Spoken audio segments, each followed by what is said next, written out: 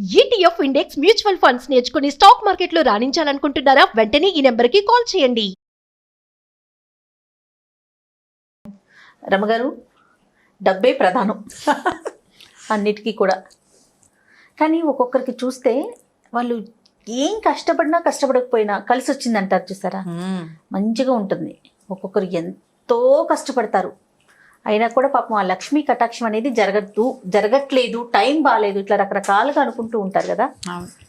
దీని మీద మీ ఒపీనియన్ ఏంటి చెప్పండి. లక్ష్మి కటాక్షించదలుచుకుంటేనే వస్తుంది, అది కరెక్టేనా?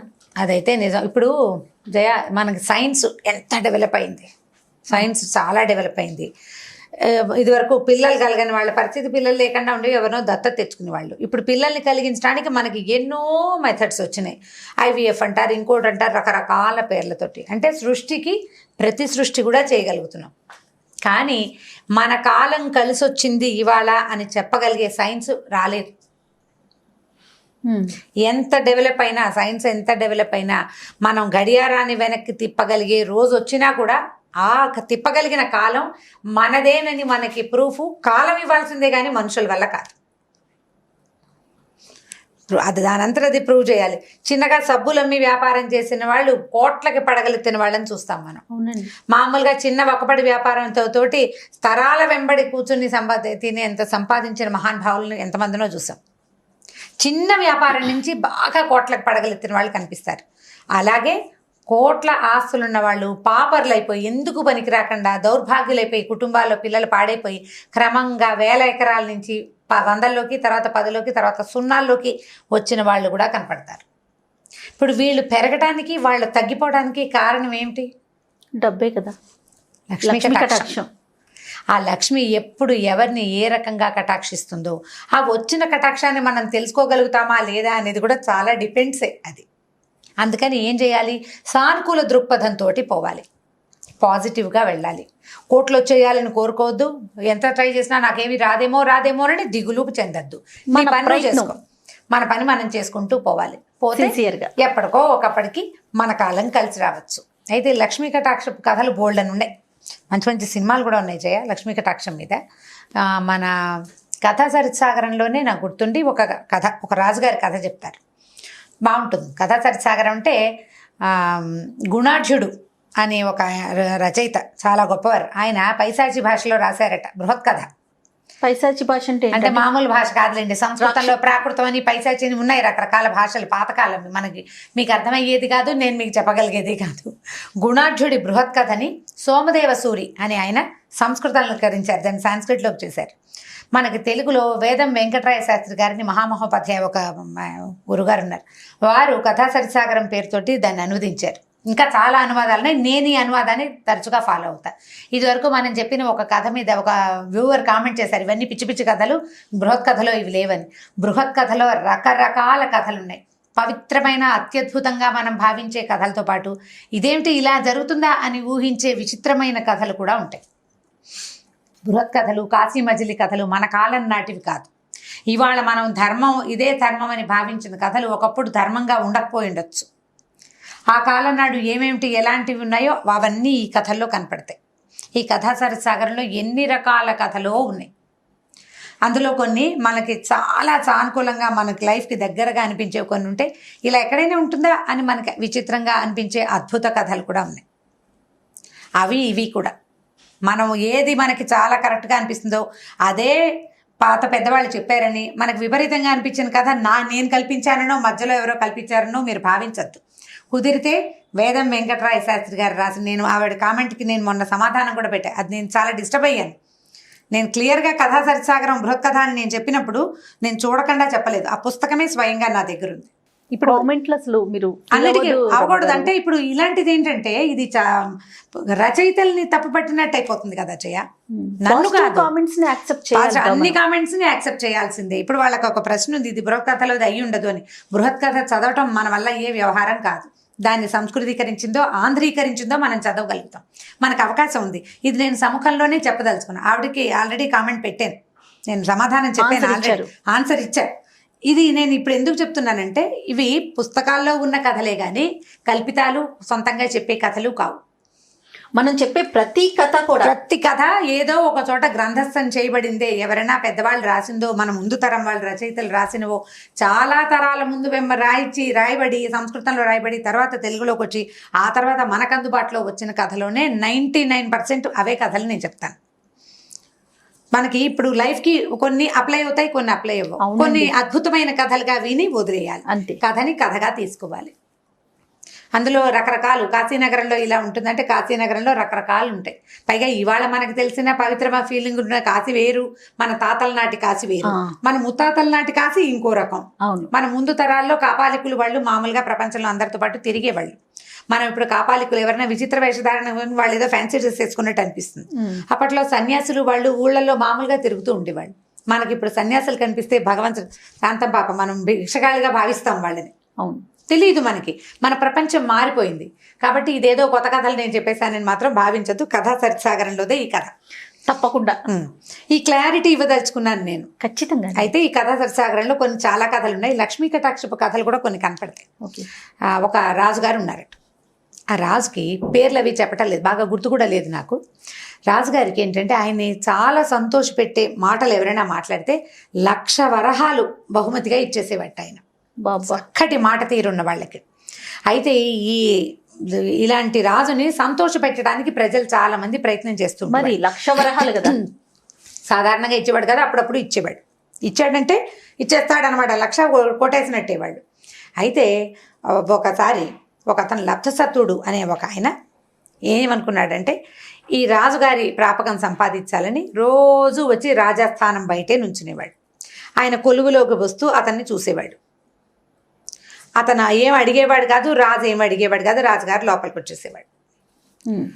రాజుగారు ఎక్కడికి వెళ్తే మంది మార్బలం వెళ్ళేవాడుగా, ఆ మంది మార్బలంతో పాటు ఇతను కూడా పోయేవాడు, వెళ్ళేవాడు.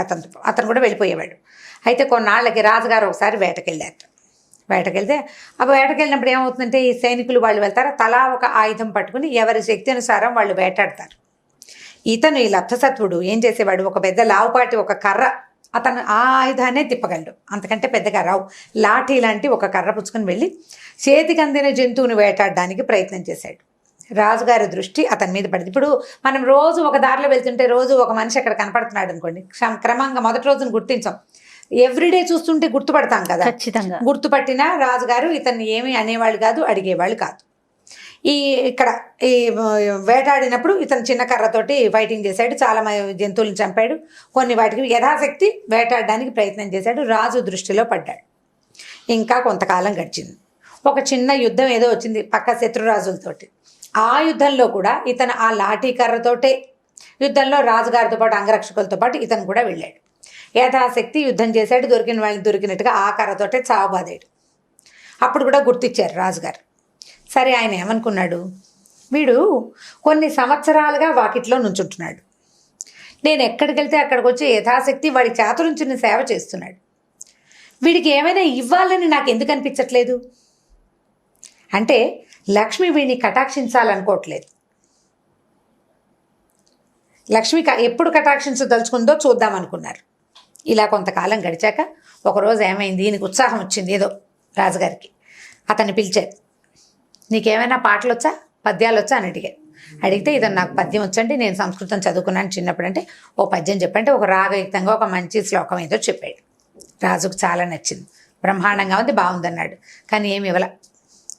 మళ్ళీ పోయి రాజస్థానం బయట నుంచున్నాడు. ఇలా కొన్ని రోజులు గడిచింది. ఈ రాజు కనిపించింది, ఏమిటి లక్ష్మి వీడిని కటాక్షించదు, ఏదో ఒక సందర్భం వీడికి డబ్బు ఇచ్చేయాలి, నేను ఇవ్వటం లేదు. సరే చూద్దామని ఏం చేశాడు ఈయన, లక్ష్మీ కటాక్షం అసలు వీడికి ఉందో లేదో చూడాలనుకున్నాడు. ఆయన అనుకుని ఒక గుమ్మడి పండు తెప్పించాడు. గుమ్మడి పండు తెప్పించారు. చాలా గుమ్మడికాయలు ఉంటాయి కదా, బాగా పండిన గుమ్మడి పండు తెప్పించి ముచుక దగ్గర జాగ్రత్తగా కోసి ఆ మూతలాగా వచ్చేట్టుగా డిప్పని బయటికి తీసి ఈ గుమ్మడికాయలో హాలోగా ఉంటుంది, ఖాళీగా ఉంటుంది, విత్తనాలు ఉంటాయి కానీ కాసునే ఉంటాయి.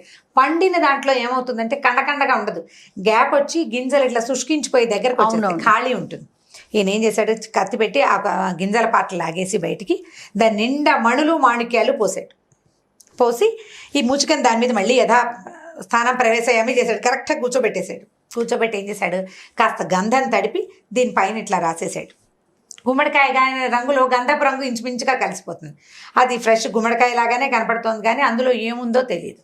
ఏం చేశాడు, మర్నాడు ఆ గుమ్మడికాయని పట్టుకురారని సైనికుడికి ఒకటికి అప్పచెప్పి ఈయన రాజస్థానానికి వెళ్ళాడు. ఈయన సత్తుడు బయట నుంచున్నాడు, లప్త సత్తుడు. అతన్ని పిలిచి నువ్వు పద్యం బాగా చెప్పావు, ఎన్నాళ్ళుగానూ నన్ను సేవిస్తున్నావు, ఇదిగో నీకు ఈ గుమ్మడికాయ ఇవ్వదలుచుకున్నానని ఆ గుమ్మడికాయ ఎత్తి అతని చేతిలో పెట్టాడు. పెట్టేసరికి కళ్ళబడికొండు మండిపోయింది. దిక్కుమాలి గుమ్మడికాయలకి ఏం కరువా? అప్పట్లో డబ్బులు పెట్టి కొనుక్కోవాల్సిన పని లేదు, బ్రాహ్మణులకు ఉచితార్థం పంచేవాళ్ళు. ఎప్పుడు గుమ్మడికాయ దానం చేయడం, అన్ని పండుగలకి గుమ్మడికాయలే దానం. పైగా విరగ్గా సేవి. గుమ్మడి పాదు ఊరికే రోడ్డు మీద కేవలంగా పడి మొలిచేస్తుంది. మా ఇళ్లలో అయితే గుమ్మడి పాదులు అసలు పెట్టరు, వాటంతటవే మొలిచి వస్తుంటే 30, 40, 50 కాయలు కాసేస్తాయి ఒట్టి పుణ్యానికి. అది రోజువారీ తినే కూర కాదు కదా, దమ్ము చేస్తుంది అనుకుంటాం, అప్పుడప్పుడు తింటాం.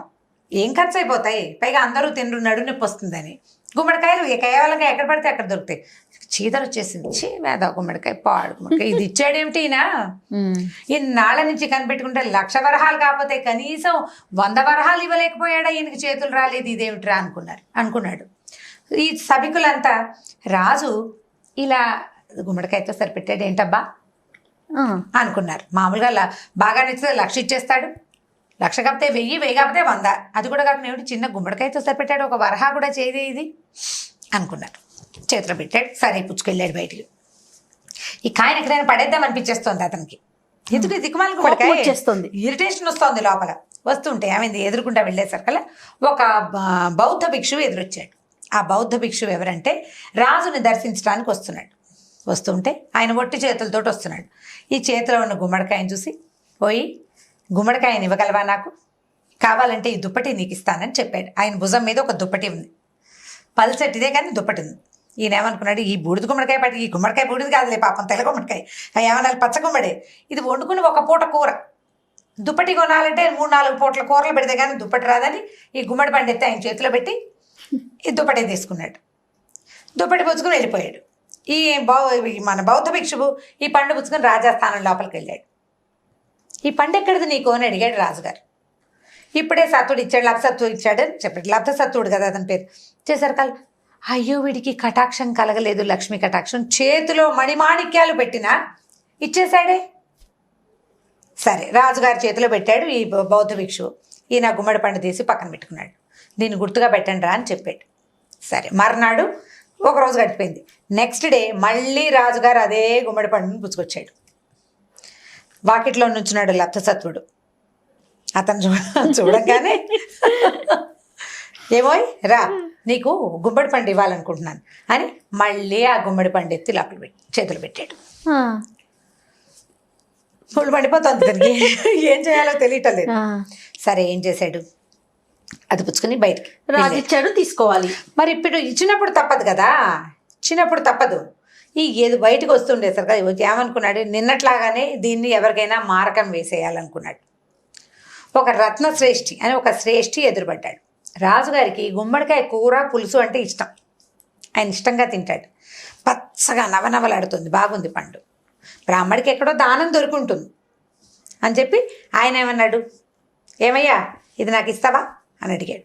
అడిగేసరికల్లా ఆ ఇస్తాను ఏదో ఒకటి ఇచ్చి తీసుకోండి అన్నాడు. ఈయన ఏం చేశాడు, ఒక చక్కటి పట్టు ఉత్తరీయాన్ని ఇచ్చాడు. ఉత్తరీయం అంటే పైన వేసుకుని పై పంచని చేతిలో పెట్టి ఆ గుమ్మడి పండు తీసుకున్నాడు. ఆ గుమ్మడి పండు పుచ్చుకొని రాజుగారి దగ్గరికి వెళ్ళాడు శ్రేష్ఠి. వెళ్ళేసరికల్లా ఈయనకు అర్థమైపోయింది, ఇది నువ్వు సత్తుడి దగ్గర తీసుకున్నావు కదా అన్నాడు. అవునన్నాడు ఆయన. మళ్ళీ గుమ్మడి పండు తీసి పక్కన పెట్టుకున్నాడు. వీడికి లక్ష్మీ కటాక్షం వచ్చేలాగా లేదు, సరే 3వ ప్రయత్నం చేద్దాం అని అనుకుని 3వ రోజున ఏం చేశాడు, మళ్ళీ గుమ్మడి పండు పట్టుకొచ్చాడు. 3వ ఇచ్చేసరికల్లా సభికులందరూ ఆశ్చర్యపోయారు, ఏమిటి రాజుగారు రోజు ఒక 10 గుమ్మడి పండు ఇచ్చే బదులు 3 బదులు 30 వరహాలు ఇచ్చినా బతికి బాగుపడిపోయేవాడే బ్రాహ్మడు, ఇలా గుమ్మడి పళ్ళు ఇస్తున్నాడు. ఎవరికి నచ్చలా రాజు చేస్తున్న పని. అసలు బాగా మాట్లాడితే చాలా 1,00,000 ఇచ్చేస్తాడు తేరగా, అలాంటిది పాపం ఇంత సేవ చేసాను వాడికి ఏమీ ఇవ్వట్లేదు, ఇదేంట్రా అనిపించింది. సరే పండు చేతిలో పెట్టేసరికల్లా వీడికి ఆయనకి విసిరేసేద్దాం, ఎమ్మేసేద్దాం, చాలా రకరకాల భావాలు కలుగుతున్నాయి లోపల. నడుచుకుంటూ పోయాడు. ఏమైందంటే ఒక రాజనర్తకి కనపడింది. ఆవిడేమనుకుందంటే ఆ రోజు రాజుగారు వాళ్ళ ఇంటికి సాయంకాలం నాట్యం చూడడానికి వస్తాడు, అందుకని ఆయన ఆహ్వానించడానికి వస్తుంది ఆవిడ మేళంతో సహా. గుమ్మడి పండును చూసి, అబ్బా చక్కగా ఉంది, రాజుగారికి ఉట్టి చేతులతోటి ఆహ్వానం ఎందుకు, ఆయన ఎలాగో కూర పులుసు ఇష్టంగా తింటాడు అని చెప్పేసి, మా అయ్య ఇగో ఈ గాజు ఒకటి తీసుకోండి అని చేతి నుంచి ఒక బంగారు గాజు మురుగు ఒలిచి అతని చేతిలో పెట్టింది. బ్రాహ్మడు కదా, మురుగిచ్చి ఆ కాయ తీసుకుంది.